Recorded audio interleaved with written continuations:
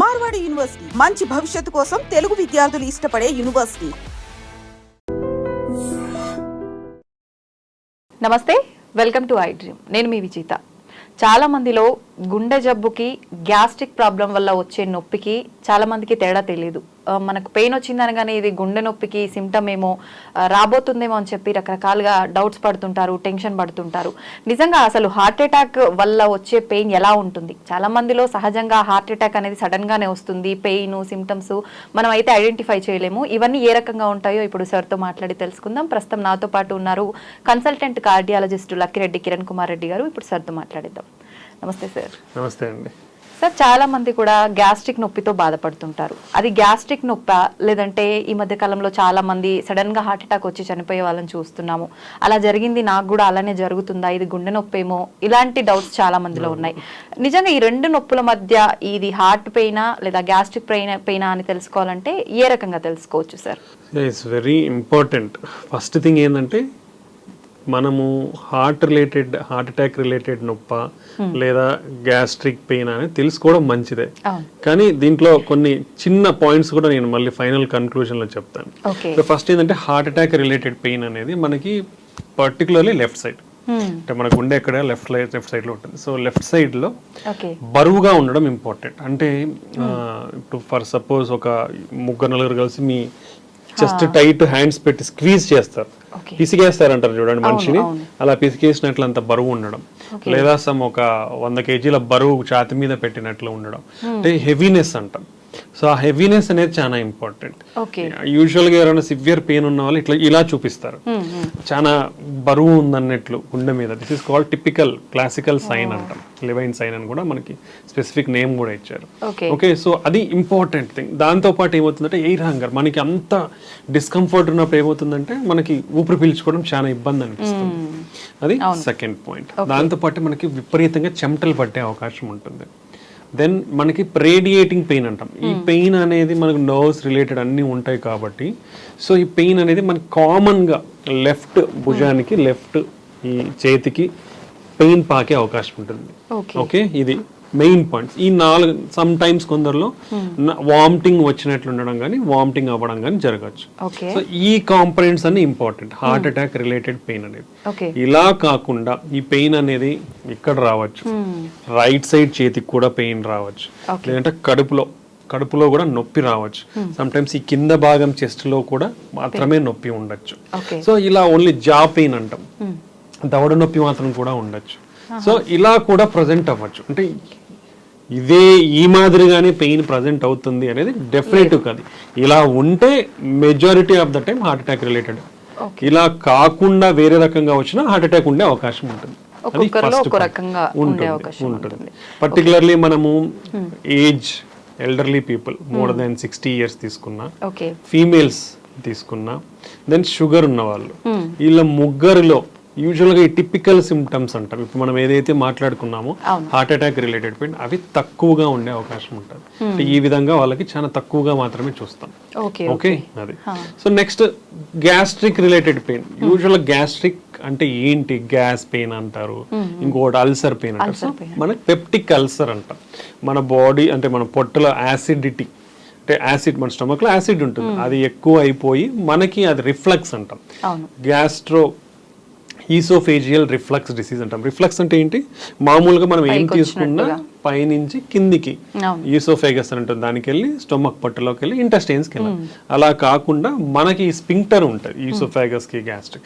So ఈ dysfunction ఉన్నప్పుడు కానివ్వండి, మన యాసిడ్ ప్రొడక్షన్ ఎక్కువ ఉన్నప్పుడు కానివ్వండి, హెవీ ఫుల్ తీసుకున్నప్పుడు మనకి ఈ రిఫ్లక్స్ యాసిడ్ అనేది పైకి రిఫ్లక్స్ ఉన్నప్పుడు ఏమవుతుందంటే మంటగా ఉంటుంది, మనకి బర్నింగ్ సెన్సేషన్ ఉంటుంది, కడుపులో మంట. ఈ మొత్తం ఇక్కడ నుంచి స్ట్రైట్ గా మనకి ఈసోఫేజియల్ ట్యూబ్ ఉంటుంది కాబట్టి ఇదంతా బర్నింగ్ సెన్సేషన్ వచ్చి గొంతులో కూడా మంటగా ఉండే అవకాశం, విపరీతమైన తేపులు వస్తాయి వీళ్ళల్లో. Okay, associate with belchings, burpings, belchings, తేపులు ఎక్కువగా ఉండడం, లేదంటే బ్లోటెడ్ సెన్స్, అంటే మన పొట్ట అంతా ఉబ్బిపోయినట్లు ఉండడము అనేది జరుగుతుంది. ఇది gastric related pain. Okay, typical గా ఇది రెండింటికి మేజర్ డిఫరెన్స్. బట్ ఇది ఇంపార్టెంట్ ఎందుకు తెలుసా? గుండె జబ్బులు పర్టికులర్లీ 200 లక్షల మంది సంవత్సరానికి చనిపోతున్నారు గుండె జబ్బుల వల్ల. దాంట్లో కూడా 85% హార్ట్ అటాక్, బ్రెయిన్ స్ట్రోకే. ఓకే, మిగతా 15%లో మిగతా గుండె జబ్బులు కానివ్వండి, ఈ రిలేటెడ్ ప్రాబ్లమ్స్.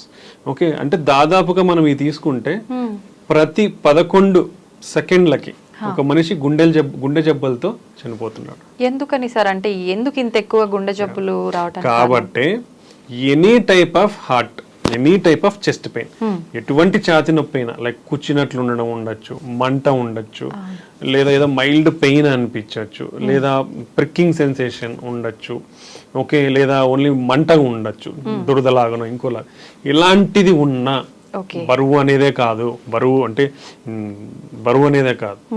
ఎలాంటి ఛాతి నొప్పి మీకు ఫస్ట్ పాయింట్, నొప్పి తగ్గట్లేదు, ఓకే, రెండోది. సెకండ్, ఆ నొప్పి పెరుగుతానే పోతా ఉంది, ఓకే, ప్రొలాంగ్డ్ డ్యూరేషన్, ఎక్కువసేపు నొప్పి ఉంది, ఇంటెన్సిటీ ఆఫ్ పెయిన్ కూడా కొంచెం సివియారిటీ ఆఫ్ ఇంటెన్సిటీ అంటాం, మైల్డ్, మోడరేట్, సివియర్, ఆ నొప్పి ఇంటెన్సిటీ పెరుగుతా ఉంది, తగ్గట్లేదు అంటే ఒక్క నిమిషం కూడా వెయిట్ చేయొద్దండి. అది మీకు మంట ఉండొచ్చు, లేదా మైల్డ్ నొప్పి ఉండొచ్చు, కూర్చున్నట్లు ఉండొచ్చు, ఇలా ఉన్నా ఒకవేళ ఈ సిమ్టమ్స్ ఉంటే, పర్టికులర్లీ మోర్ దెన్ 40 years ఉన్న వాళ్ళు, BP, sugar, cholesterol, smoking, alcohol, family history, abdominal obesity, పొట్ట చుట్టూ ఊబకాయము, ఇలాంటి కిడ్నీ ప్రాబ్లమ్స్ కానివ్వండి, ఇలాంటి రిస్క్ ఫ్యాక్టర్స్ ఎవరికైతే ఉన్నాయో వాళ్ళు మోర్ దెన్ 40 years ఉండి నొప్పి వస్తే ఇమ్మీడియట్ గా ఏ నిమిషం గాని క్షణం గాని నెగ్లిజెన్స్ వహించకుండా, ఆలస్యం చేయకుండా ఒక ఈసీజీ తీయించుకోండి. ఓకే, ఈసీజీ తీయించుకుంటే క్లారిటీగా మనకి హార్ట్ అటాక్ ఉందా లేదా. ఈసీజీ అంటే జస్ట్ ఒక ఈసీజీ 100 to 300 రూపీస్ ఉంటుంది అంతే, ఎక్కడ ఏ సెంటర్లో తీయించుకున్నా కానీ. సో దాంట్లో ఉందా లేదా అని క్లారిటీగా తెలిసిపోతుంది. దాని ద్వారా మీ ప్రాణాన్ని కాపాడుకున్న వాళ్ళు అవుతారు. నెగ్లిజెన్స్ పాటించినారా, అది అది గ్యాస్ట్రిక్ పెయిన్ అనో, లేదంటే కండరాల నొప్పనో, తగ్గుతుందనో నెగ్లిజెన్స్ పాటిస్తే మాత్రం డెఫినెట్లీ ప్రాణం పోయే అవకాశం ఉంటుంది. నా సిన్సియర్ అందరికీ, అంటే ఇది హెల్త్ అవేర్నెస్ చాలా ఇంపార్టెంట్. సో ఎటువంటి పెయిన్ కూడా నెగ్లెక్ట్ చేయొద్దండి. అదే కొందరికి తగ్గుతుందిలా అనే నెగ్లిజెన్స్, నేను ఇప్పుడు బయటికి లేచిపోయి తీయించుకోవాలా అనే నెగ్లిజెన్స్, ఇవన్నీ అసలు పనికిరావు. అంటే లైఫ్ ఈజ్ మోస్ట్ ఇంపార్టెంట్. అది ఉంటే మళ్ళీ ఏమైనా చేసుకోవచ్చు. ఓకే, ఆ చిన్నపాటి నెగ్లిజెన్స్ అనేది తగ్గించుకొని ఇంత సివియర్ పెయిన్ ఉండి తగ్గకుండా ఉంటే, పెరుగుతానే ఉంటే పెయిన్ అనేది మోస్ట్ ఇప్పుడు ప్రతి ఒక్క 100 meters కి ఏదో ఒక డయాగ్నోస్టిక్ సెంటర్ కానివ్వండి, చిన్న క్లినిక్ కానివ్వండి, నర్సింగ్ హోమ్ కానివ్వండి, ఏదో ఒకటి అవైలబిలిటీలో ఉంటా ఉన్నాయి అందరికీ కూడా. లేదా ఒక పెరిఫరీస్ లో ఉండే టౌన్స్ లో ఉన్న వాళ్ళకి కూడా లాట్ ఆఫ్ ఫెసిలిటీస్ ఉన్నాయి తీయించుకోనికి. ఒక 10 నిమిషాలు మహా అయితే, చిన్న టౌన్ లో ఎటు పోవాలన్నా 10 నిమిషాల కంటే పట్టదు మనకి టైం. సో తీయించుకోవడం వల్ల మీ ప్రాణాన్ని కాపాడుకున్న వాళ్ళు అవుతారు. ఈసీజీలో క్లియర్ కట్ గా హార్ట్ అటాక్ ఉందా లేదా అనేది క్లారిటీగా తెలిసిపోతుంది మెజారిటీ ఆఫ్ ద టైం. అంటే 99% మనకు కనపడుతుంది. దాంతో లేదా మీ లైఫ్ సేఫ్, హ్యాపీ. ఒకవేళ ఉందా మీకు ఇమీడియట్ గా ట్రీట్మెంట్ అందుతుంది. ట్రీట్మెంట్ ద్వారా మీ ప్రాణాన్ని మీరు కాపాడుకున్న వాళ్ళు అవుతారు అనమాట. సో నా sincere request for every person, ప్రతి ఒక్క మనిషికి 40 సంవత్సరాలు 30 సంవత్సరాలు దాటితేనే ఇప్పుడు హార్ట్ అటాక్ అనేది పెరిగిపోతా ఉన్నాయి. ఓకే, సో ఈ ఏజ్ గ్రూప్ పైబడిన వాళ్ళు ఇటువంటి సిమ్టమ్స్ ఉంటే, అంటే ఛాతి నొప్పి ఉంటే ఇమీడియట్ గా ఈసీజీ తీయించుకోండి, మీ ప్రాణాన్ని కాపాడుకోండి. కొంతమంది రెగ్యులర్ చెకప్స్ చేయించుకుంటూ ఉంటారు. అలా చేయించుకున్నప్పుడు మనకు హార్ట్ కి సంబంధించిన ఇబ్బంది రాబోతుందని ముందే దాంట్లో తెలిసే డెఫినెట్లీ అండి. ఈ యాన్యువల్, అంటే ఇప్పుడు అందరూ కూడా రికమెండ్ చేసేది యాన్యువల్ హెల్త్ స్క్రీనింగ్ ప్రోగ్రామ్స్. అవి లాట్ ఆఫ్, అంటే మనం మీ అందరూ గమనిస్తే ఎక్కడో ఒక చోట ఏదో ఒక ఆఫర్ అయితే ఉంటుంది. డయాగ్నోస్టిక్ సెంటర్స్ కానివ్వండి, హాస్పిటల్స్ కానివ్వండి, క్లినిక్స్ కానివ్వండి. So it's not like costly affair also. So దీని వల్ల అడ్వాంటేజెస్ ఏంటంటే, మేము కూడా చాలా చూస్తూ ఉంటాం కదా, బీపీలు, షుగర్లు చాలా బయటపడతాయి, లేదా pre diabetes, pre hyper tension stages బయటపడతాయి, కొలెస్ట్రాల్ అబ్నార్మాలిటీస్. మన భారతదేశంలో 80% మందికి ఏదో ఒక కొలెస్ట్రాల్ అబ్నార్మాలిటీ ఉంది. ఇదంతా డేటా, ఊరికి చెప్పేది కాదు, డేటా అనే చెప్తాం. 80% మందికి ఏదో ఒక కొలెస్ట్రాల్ ప్రాబ్లం ఉంది. ఎల్డిఎల్ మరీ ఎక్కువ ఉందనో, ట్రైగ్లిజరైడ్స్ చాలా ఎక్కువ ఉందనో, హెచ్డిఎల్ చాలా తక్కువ ఉందనో, టోటల్ కొలెస్ట్రాల్ చాలా ఎక్కువ, ఏదో ఒక కొలెస్ట్రాల్ ప్రాబ్లం 80% మందికి ఉంది. ఎంత రిస్క్ లో ఉన్నట్టు. అండ్ ఎవ్రీ డయాబెటిక్స్ తీసుకుంటే 5గురిలో 2-3 డయాబెటీస్ ఉంటున్నారు, అట్లీస్ట్ 5గురిలో 2 బీపీ ఉన్న వాళ్ళు ఉంటున్నారు. అండ్ స్మోకింగ్ అయితే, స్మోకింగ్ వల్ల మన దేశంలో కొన్ని లక్షల మంది చనిపోతా ఉన్నారు. ఇలాంటి బ్యాడ్ హ్యాబిట్స్ కూడా ఎక్కువగానే ఉన్నాయి. సో ఇన్ని ప్రాబ్లమ్స్ ఉన్నప్పుడు ఈ యాన్యువల్ హెల్త్ స్క్రీనింగ్ ప్రోగ్రామ్స్ లో డెఫినెట్లీ కామన్ టెస్ట్లు ఏం చేయించుకోవాలి? ఒకటి మన కొలెస్ట్రాల్ లెవెల్స్ ఏంటి, fasting lipid profile, then sugar, fasting post prandial అంటే తినక ముందు తిన్న తర్వాత, దెన్ హెచ్బిఏవన్సీ షుగర్ మన లెవెల్స్ ఎలా ఉన్నాయి లాస్ట్ 3 months అనేది హెచ్బిఏవన్సీ లెవెల్. దెన్ పోయినప్పుడు ఎనీవే బీపీ అనేది చెక్ చేస్తారు. యూజువల్గా కొందరికి హాస్పిటల్కి వెళ్ళినప్పుడు బీపీ కొందరికి ఎక్కువనే కనిపిస్తుంది. వాళ్ళని మళ్ళీ ఎక్కువ ఉన్న వాళ్ళలో ఒక 2 times మినిమం కూర్చోబెట్టి ఒక 15-20 minutes మళ్ళీ చూడాల్సిన అవసరం ఉంది. అంటే కన్ఫర్మ్ చేసుకోండి. ఓకే, బీపీ చూస్తారు, షుగర్ చూస్తారు, దెన్ లిపిడ్ ప్రొఫైల్, ఇవి కంపల్సరీ. నెక్స్ట్ వచ్చేసి కిడ్నీ ఫంక్షన్ టెస్ట్, అవి కూడా కంపల్సరీ. సో ఈ 4 బ్లడ్ టెస్ట్ ప్లస్ హీమోగ్లోబిన్ ఎంత ఉంది, ఈ చిన్న బేసిక్ టెస్ట్లు ఇవి. ఈ బ్లడ్ టెస్ట్లు బేసిక్ టెస్ట్లు చేయించుకొని నెక్స్ట్ ఈసీజీ, 2D ఎకో, ఇవి బేసిక్ కార్డియాక్. ఒకవేళ ఎవరన్నా నడవగలిగితే మోకాలు నొప్పులు కానీ ఇలా లేని వాళ్ళు ట్రెడ్మిల్ టెస్ట్. యాన్యువల్గా ఇవి చేయించుకుంటే ఇక్కడ ఎన్ని జబ్బులు బయటపడతాయి? బీపీ ఉందా లేదా తెలుస్తుంది, షుగర్ ఉందా లేదా తెలుస్తుంది, కొలెస్ట్రాల్ ప్రాబ్లం ఉందా లేదా తెలుస్తుంది, కిడ్నీ ప్రాబ్లం ఉందా లేదా తెలుస్తుంది. అసలు ఎటువంటి హార్ట్ ప్రాబ్లం అయినా ఈసీజీ స్కాన్ ట్రెడ్మిల్ లో తెలిసిపోతాయి. అంటే majority of the problems basic టెస్ట్లు చేయించుకోవడం వలన బయటపడిపోతాయి. ఈ బయటపడినప్పుడు మనం జాగ్రత్తలు తీసుకుంటే అవి అడ్వాన్స్ స్టేజ్ కి పోకుండా మనం ముందు నుంచే జాగ్రత్తలు, లైఫ్ స్టైల్ విధానాల్లో మార్పులు చేసుకోవడం వల్ల కానీ, లేదా మరీ ఎక్కువ లెవెల్స్ లో మనకున్న ప్రాబ్లమ్స్ ఉంటే దాన్ని మందుల ద్వారా కానీ మనం కంట్రోల్ చేసుకునే అవకాశం ఉంటుంది.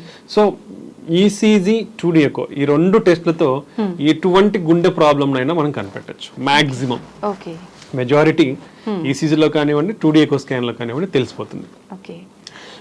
సార్ చాలా మంది మూవీస్ లో చూస్తుంటాం ఎక్కువగా, రియల్ గా అంటే అంత ఐడియా లేదు కానీ పక్కన పడుకున్న వాళ్ళని కూడా పిలవటానికి వాయిస్ రాకుండా సడన్ గా పెయిన్ ఎక్కువైపోయి చాలా ఇబ్బంది పడ్డట్టుగా మనం చూస్తుంటాం. నిజంగా అలా జరుగుతుందా? వాయిస్ కూడా రాకుండా హార్ట్ పెయిన్ వచ్చినప్పుడు అంత ఇబ్బందిగా అలా ఉంటుందా? అంటే హార్ట్ అటాక్స్ వచ్చినప్పుడు మెజారిటీ ఆఫ్ ద పీపుల్ ఈ డిఫరెంట్ టైప్స్ గా ప్రజెంట్ అవ్వచ్చు. అందరూ తెలుసుకోవాలి. కొందరు సైలెంట్ హార్ట్ అటాక్స్ అంటే వాళ్ళకు వచ్చినట్లు కూడా తెలియదు, బట్ అఫెక్ట్ అవుతారు ఒకటి. దెన్ కొందరు సడన్ గా చనిపోతారు, అంటే నిద్రలో హార్ట్ అటాక్స్ వస్తే సడన్ గా చనిపోతారు.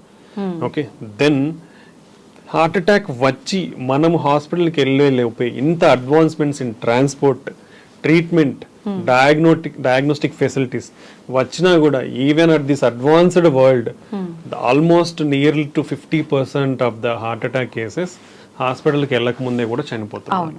ఓకే, బికాస్ ఆఫ్ నెగ్లిజెన్స్ కానివ్వండి, డిలే ఇన్ డయాగ్నోసిస్ కానివ్వండి, ర్యాపిడ్ మనకి అడ్వాన్సెస్ వచ్చేసాయి డయాగ్నోస్ చేయడంలో కానివ్వండి, ట్రాన్స్పోర్టేషన్లో కానివ్వండి. But even now majority of the heart attacks ఇంకా హాస్పిటల్కి రాకముందే ప్రాణాలు కోల్పోతున్నారంటే మనం దాని ఆవశ్యకతను గుర్తుంచుకోవాలి, ఎంత సిగ్నిఫికెంట్ అనేది.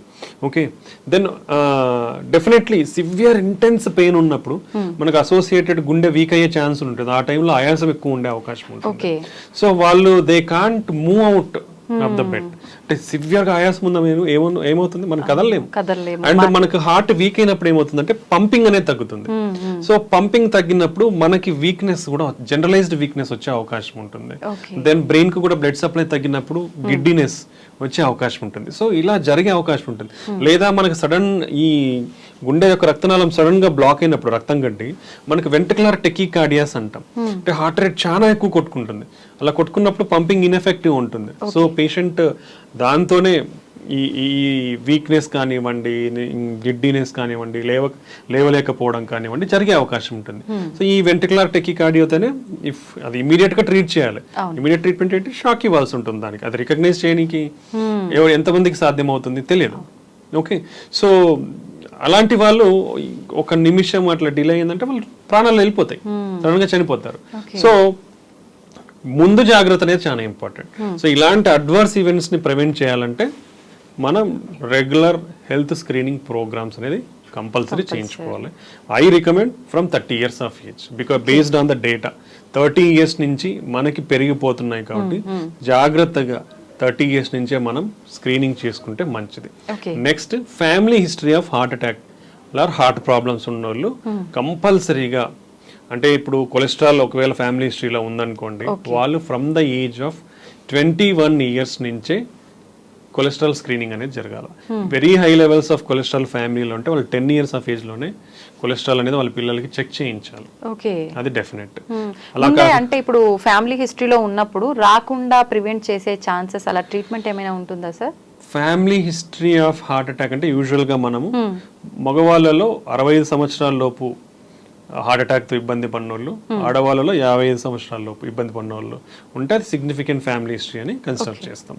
సో వాళ్ళలో రాకుండా ఉండాలంటే మనం డెఫినెట్లీ ఈ అన్ని టెస్టులు అనేది ఎంత ఎర్లీగా పాసిబుల్ అయితే అంత ఎర్లీగా స్క్రీనింగ్ అనేది స్టార్ట్ చేసుకుని వచ్చింది.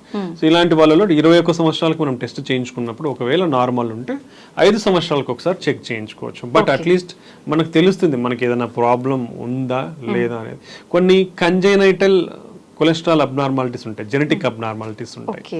సో వాళ్ళలో కొన్ని ఈ కొలెస్ట్రాల్ ప్రొడక్షన్ దాంట్లో స్టెప్స్ ఉంటాయి, చాలా బయోకెమికల్ స్టెప్స్ ఉంటాయి. అలా ఎంజైమ్ డెఫిషియన్సీస్ కానివ్వండి, ఇలా ఉన్న వాళ్ళలో కొలెస్ట్రాల్ చాలా అబ్నార్మల్గా ఉండే అవకాశం ఉంటుంది. అలాంటి వాళ్ళలో కొందరికి ఈ చిన్న బంప్స్ లాగా ఉంటాయి, మన టెండాన్ గ్జాంథోమస్ అంటాం, ఐలిడ్స్ దగ్గర గ్జాంథోమస్ అంటాం, అంటే కొంచెం వైట్ కలర్గా ఉండే సమ్ చిన్న బుడపలాగా వచ్చే అవకాశం ఉంటాయి అనమాట. సో అలా ఎవరికన్నా ఉంటే వాళ్ళని ఐడెంటిఫై చేయగలుగుతాం మనం. అలాంటి వాళ్ళు definitely familial cholesterol, genetic cholesterol abnormals ఉండొచ్చు. అలా కాకుండా ఈ జెనెటిక్ అబ్నార్మల్స్లో మన ఆర్కస్, మన కంటి కార్నియా ఉంటుంది, దాని చుట్టూ తెల్లకి కూడా అయ్యే అవకాశం ఉంటుంది. సో ఈ రెండే మనకు జెనెటిక్ కొలెస్ట్రాల్ ప్రాబ్లమ్స్ లో మనకు యూజువల్ గా బయట కనిపించేది. సో అలాంటివి ఉన్నప్పుడు అర్లీగా ఐడెంటిఫై చేసి వాళ్ళకి టెస్ట్లు చేయించుకుంటే మనం దాన్ని కంట్రోల్ గా, అగ్రెసివ్ గా కంట్రోల్ చేసే అవకాశం ఉంటుంది. ఎందుకంటే ఎంత కొలెస్ట్రాల్ ఎక్కువ ఉంటే అంత రిస్క్ జోన్ లా ఉన్నట్లు. సో అర్లీ ఐడెంటిఫికేషన్ చేయగలిగితే మనం దాన్ని తగ్గించుకునే అవకాశం ఎక్కువగా ఉంటుంది అనమాట. ఓకే సార్, జనరల్ గా మన చిన్న పిల్లలకు కూడా తెలుసు స్మోకింగ్ చేస్తే లంగ్స్ పాడవుతాయి అని చెప్పి. మరి లంగ్స్ ఎఫెక్ట్ అవుతుంది అని తెలుసు, కానీ దీనివల్ల హార్ట్ ఎలా ఎఫెక్ట్ అవుతుంది, ఈ ప్రాసెస్ ఎలా జరుగుతుంది? ఇప్పుడు స్మోకింగ్ చూస్తే స్మోకింగ్ లో హార్మ్ఫుల్ కెమికల్స్ అనేది చాలా ఉంటాయి. నికోటిన్ ఒకటే కాదు, నికోటిన్, టార్, హెవీ మెటల్స్ అంటాం, ఇలాంటివి చాలా ఇంప్యూరిటీస్ ఉంటాయి స్మోకింగ్ లో. అది అందరూ తెలుసుకోవాలా. ఓకే, ఇలాంటి అన్ని కెమికల్స్ వల్ల మన బాడీలో ఏమవుతుందంటే లంగ్స్ లోకి ఎంటర్ అయినప్పుడు స్లోగా it will enter into blood stream. ఆ కాంపౌండ్స్ అన్ని కూడా బ్లడ్ స్ట్రీమ్ లోకి ఎంటర్ అవుతాయి. ఎంటర్ అయినప్పుడు ఇన్ఫ్లమేషన్ అంటాం. ఇన్ఫ్లమేషన్ అంటే చెడు కణాలు. ఇప్పుడు మనం ఫర్ సపోజ్ తీసుకుంటే చీము అంటాం, it's like pus or something, that is all inflammatory reaction. అదంతా అలానే మన బాడీలో ఈ ఇన్ఫ్లమేషన్, చెడు కణాలు అనేది రియాక్ట్ అవుతాయి. ఇది ఫారిన్ ఆబ్జెక్ట్స్ కదా ఇవంతా బాడీలో వచ్చినప్పుడు ఇన్ఫ్లమేషన్ పెరిగినప్పుడు ఏమవుతుందంటే మన వెజల్లో డ్యామేజ్ జరుగుతూ వస్తుంది అనమాట. సో ఎప్పుడైతే వెజల్ డ్యామేజ్ అవుతుందో, సో వీళ్ళల్లో ఏమవుతుంది, స్మోకింగ్ చేసే వాళ్ళు ఇన్ఫ్లమేషన్ ఎక్కువ అవుతుంది. ఆక్సిడేటివ్ స్ట్రెస్ అంటాం, మన బాడీలో ఈ బయోకెమికల్ ఆక్సిడేటివ్ స్ట్రెస్ అనేది ఎక్కువ అవుతుంది. నెక్స్ట్ కొలెస్ట్రాల్ అక్యుములేషన్ పెరుగుతుంది. నెక్స్ట్ బ్లడ్ క్లాటింగ్ టెండెన్సీ, రక్తం గడ్డగట్టే టెండెన్సీ పెరుగుతుంది. సో ఇలాంటి చాలా వాసోస్పాజం అంటే మన రక్తనాళాలు ఏవైతే ఉంటాయో ముడుచుకుపోయే అవకాశం ఉంటుంది. అంటే ఇప్పుడు ఆల్మోస్ట్ 5-6 మెకానిజమ్స్, బేస్ మెకానిజమ్స్ చెప్పాను, ఇవన్నీ పెరిగిపోతాయి స్మోకింగ్ చేసే వాళ్ళలో. ఇవన్నీ పెరిగిపోయినప్పుడు ఏమవుతుంది, మన బ్లడ్ వెజల్స్ అనేది అక్యుములేట్ అయిపోయి, కొలెస్ట్రాల్ అక్యుములేట్ అయిపోయి నిదానంగా పెరిగిపోతుంది. హెవీ స్మోకింగ్ చేసినప్పుడు ఇవి సడన్ గా రప్చర్ అయిపోతాయి. అంటే మన బ్లడ్ వెజల్స్ పొరలు ఉంటాయి, ఈ పొరల కింద అక్యుములేట్ పెరిగిపోయి ఉంటాయి. ఎప్పుడైతే ఈ స్ట్రెస్, ఆక్సిడేటివ్ స్ట్రెస్, ఇన్ఫ్లమేషన్, ఈ చెడు కణాలు అనేది ఎక్కువైపోతే వచ్చినాయి అనుకోండి, అదంతా లిక్విఫై అవుతా వస్తుంది. లిక్విఫై అయిపోయి ఏమవుతుంది, సడన్ గా ఆ పైన పొర పగిలిపోతుంది. పగిలిపోయినప్పుడు బ్లడ్ కి ఎక్స్పోజ్ అవుతాయి. ఇవన్నీ కూడా బ్యాడ్ సెల్స్ అన్ని కూడా ఎక్స్పోజ్ అయినప్పుడు రక్తం గడ్డగట్టిపోతుంది ఫాస్ట్ గా. పోయినప్పుడు సడన్ హార్ట్ అటాక్ వస్తుంది. సో సడన్ అటాక్ లో చనిపోయే ప్రమాదం కూడా ఎక్కువ ఉంటుంది. సో ఇన్ని మెకానిజమ్స్ వర్క్ అవుతాయి స్మోక్ చేసే వాళ్ళలో. కాబట్టి స్మోకింగ్ ఈజ్ అబ్సల్యూట్లీ డేంజరస్. ఇది ఓన్లీ హార్ట్ అటాకే కాదు, స్మోకింగ్ వల్ల బ్రెయిన్ స్ట్రోక్స్ కూడా ఎక్కువగా వచ్చే అవకాశం ఉంటుంది. And lot of cancers. Okay, ఇది నెక్స్ట్. ఒకవేళ స్మోకింగ్ మీరు మానేయాలనుకుంటే కూడా మీ హార్ట్ అటాక్ రిస్క్ తగ్గనికి మానేసిన తర్వాత 10 సంవత్సరాలు పడుతుంది. సో స్మోకింగ్ మానేసిన తర్వాత కూడా మీరు 10 సంవత్సరాల వరకు హై రిస్క్ లో ఉన్నట్లు. అంటే దానివల్ల ఎంత రిస్క్ అనేది అర్థం చేసుకోవాలి.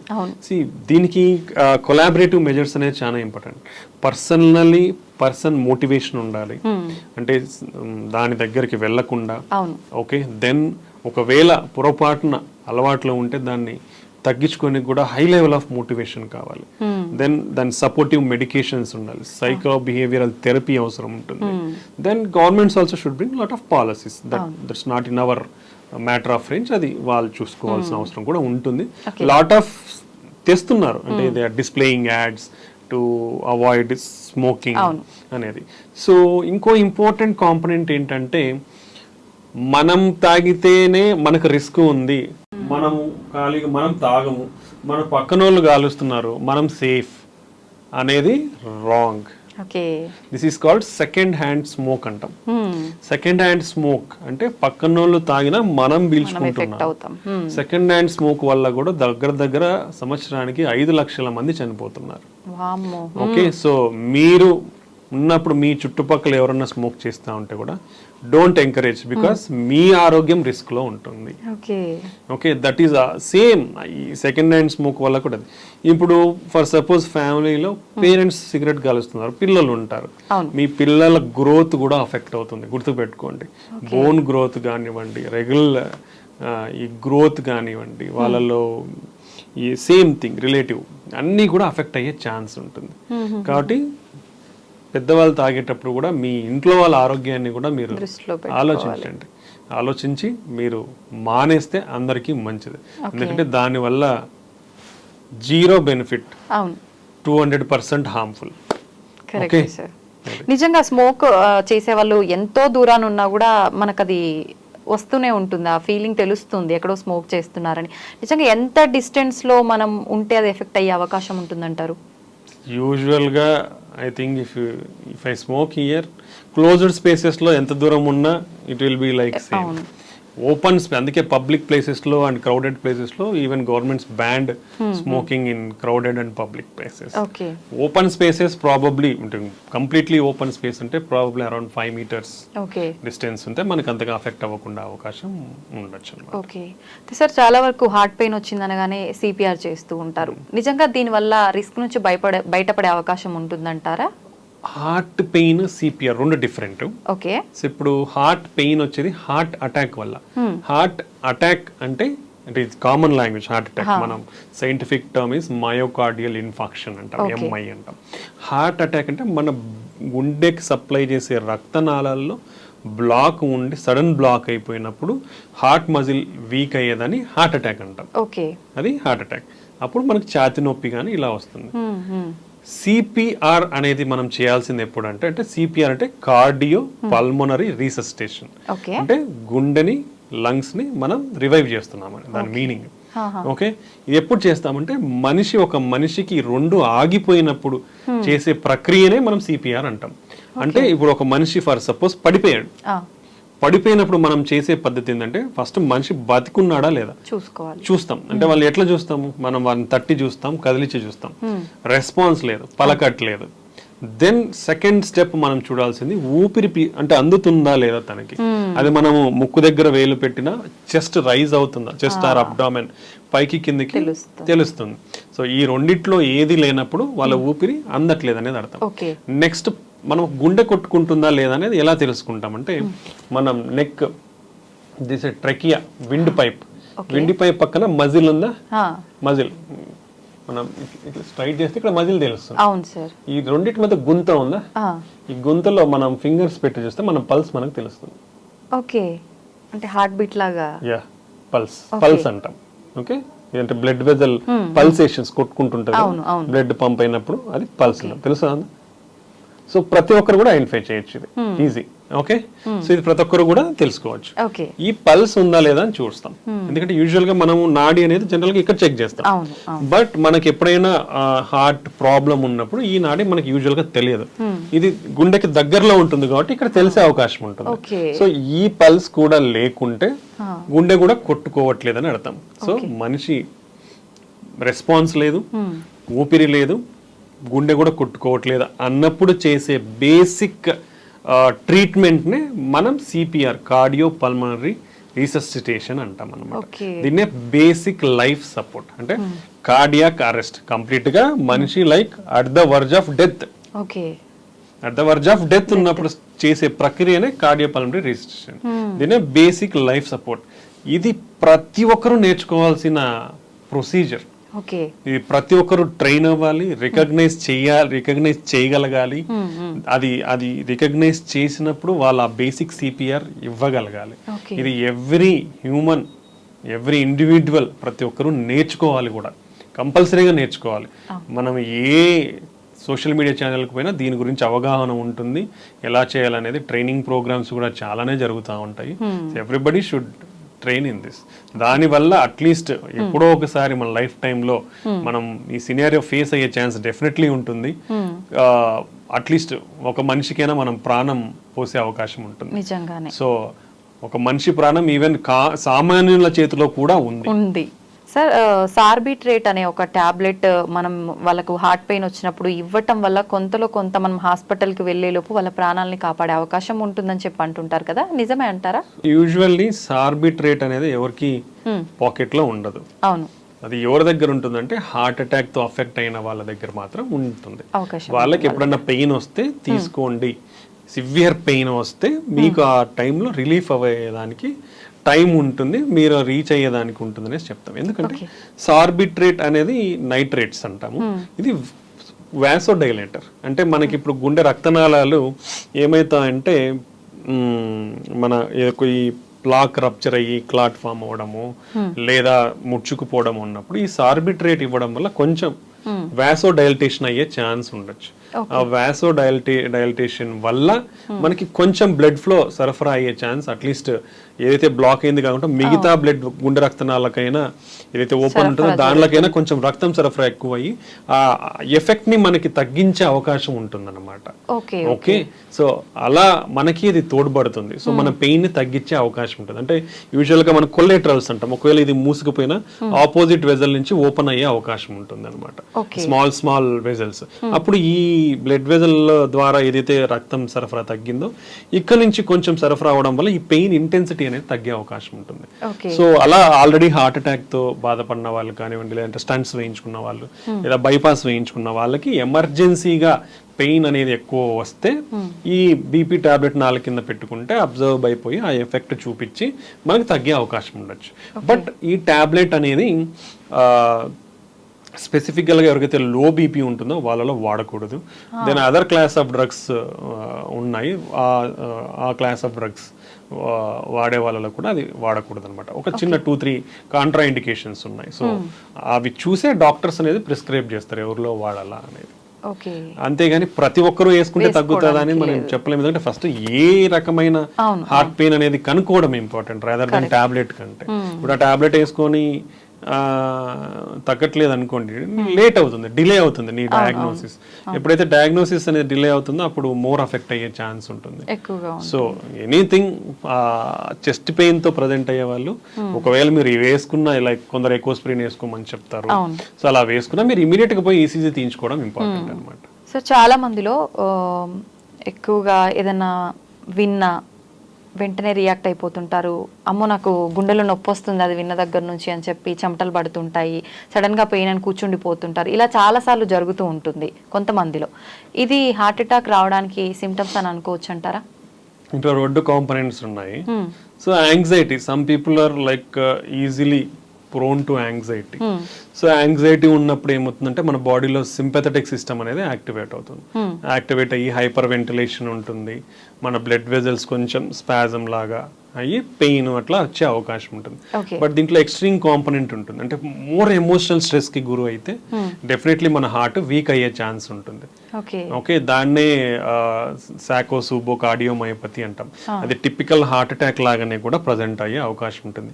అండ్ వన్ మోర్ ఇంపార్టెంట్ ఏంటంటే ఇంత high levels of sympathetic activity, anxiety, stress కు గురైనప్పుడు డెఫినెట్లీ మన బాడీలో ఈ సింపథెటిక్ సిస్టమ్ యాక్టివేట్ అయినప్పుడు ఆల్రెడీ రిస్క్ ఫ్యాక్టర్స్ ఉన్న వాళ్ళు, అంటే ఈ మనం డిస్కస్ చేసిన రిస్క్ ఫ్యాక్టర్స్ ఎవరికైతే ఉంటాయో ఆల్రెడీ కొంచెం అప్పటికే ఒకవేళ కొలెస్ట్రాల్స్ అనేది కొంచెం ప్లాక్స్ ఇవన్నీ ఏర్పడినప్పుడు అవి సడన్ గా రప్చర్ అయ్యే అవకాశం కూడా ఉండొచ్చు అనమాట. So severe emotional stress or severe anxiety ఉంటే ఈ సింపథెటిక్ సిస్టమ్ యాక్టివేట్ అయినప్పుడు మన బ్లడ్ క్లాటింగ్ అనేది కొంచెం ఎక్కువ అయ్యే అవకాశం ఉంటుంది, ఇన్ఫ్లమేషన్ కూడా పెరిగే అవకాశం ఉంటుంది. సో అలాంటి సినారియోస్ లో కూడా ఇది ప్రెసిపిటేట్ అయ్యే ఛాన్స్, అంటే ఆల్రెడీ కొంచెం అండర్లయింగ్ ప్రాబ్లమ్స్ ఉన్న వాళ్ళకి ప్రెసిపిటేట్ అయ్యి వచ్చే ఛాన్స్ ఉండొచ్చు. లేదా ప్యూర్ ఎమోషనల్ గా కూడా మనకి ఈ కార్డియోమయోపతి అంటే హార్ట్ వీక్ అయ్యే ఛాన్స్ కూడా ఉంటుంది. వీళ్ళల్లో యాంజియోగ్రామ్ చేస్తే నార్మల్ ఉంటుంది, దాన్ని స్ట్రెస్ కార్డియోమయోపతి అంటాము. అది నిదానంగా కొంచెం వాళ్ళ ఎమోషనల్ స్ట్రెస్ తగ్గిపోయి దెన్ మనం మెడికల్ థెరపీతో ట్రీట్ చేస్తే రికవర్ అయ్యే అవకాశం ఉంటుంది. బట్ డెఫినెట్లీ రిస్క్ ఫ్యాక్టర్స్ ఉన్న వాళ్ళలో హార్ట్ అటాక్స్ అందుకు వచ్చే అవకాశం అయితే ఉంటుంది.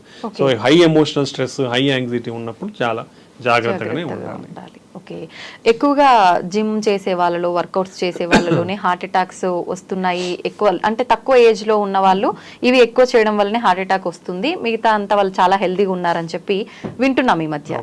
నిజంగా దాని వల్ల అవకాశం ఉంటుందంటారా? ఎక్సెసివ్ జిమ్ వల్ల వస్తాయి అనే దానికంటే ఒక లిమిట్, మన బాడీ అనేది ఏజ్ని బట్టి ఒక target heart rate or maximum heart rate ఎంత అచీవ్ చెయ్యాలనేది మనకు టార్గెట్ లిమిట్ ఉంటుంది అనమాట ఏజ్ని బట్టి.